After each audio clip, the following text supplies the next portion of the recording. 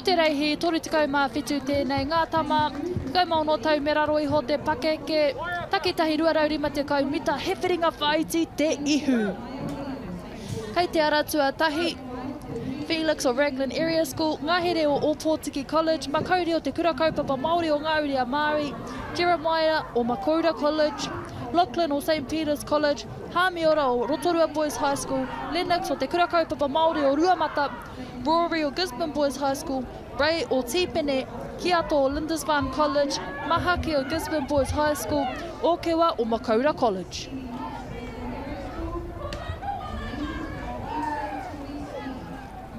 Koenei ngā kaihoe tere, mō te reanga te kaumao no tau, me raro iho te pakeke. Rua te kaumā whā katoa rātau ka whai tūranga ki te whiringa whaiti. Te kaumā rua noiho ka whai tūranga i te whiringa toa. Hei a pōpō. Ka tū te haki mā.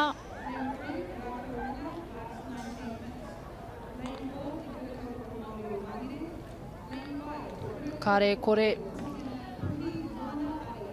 kei te hikaka, te haki whero tērā, me te haki pango. No rolling starts e te whānau.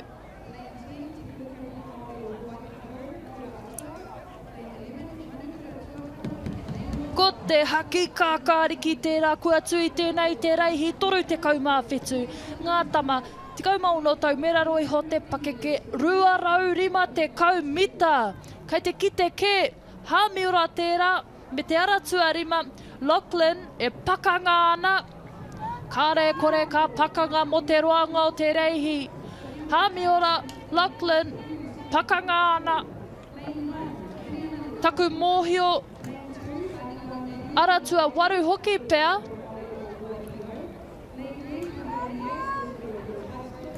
Ko te aratua rima e ārahi ana, muri tata. Ko te aratua ono, kātahi ko te aratua waru Rory Gifford o Gisborne Boys High School. Engari ko te pakanga ia mo te tūranga tuatahi.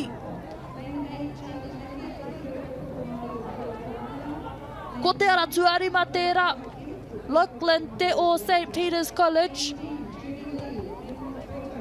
Ka mahu e te reihi, tō rāua ake reihi. Aratua ono, aratua rima. Lachlan ka tuatahi tuarua ko Hāmiora, tuatoru i te aratua whāpea, Jeremiah o Makaura College.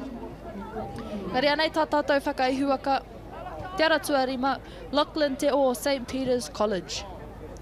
Ka nui hoki te mihi ki a rātou katoa i whai tūranga, a ki te whiringa whaiti i te wahanga te ihu, me te mōhio hoki, toko maha rātou.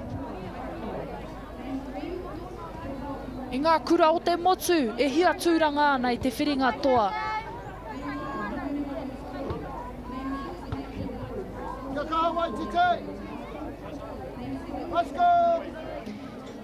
Kia tai ki te whiringa toa a pōpō, ko te hua pea ka kite, ko ai kaha i au te moe, koe ka au te moe te pōnei, koe ka kaha kai parakuihi. Ngari anei ngā whakaputanga, tuatahi Lachlan te o, tahi miniti waru hekona, Hāmiora katu, Jeremiah, Rimene, Albert, kei te aratua whā i tuatoru.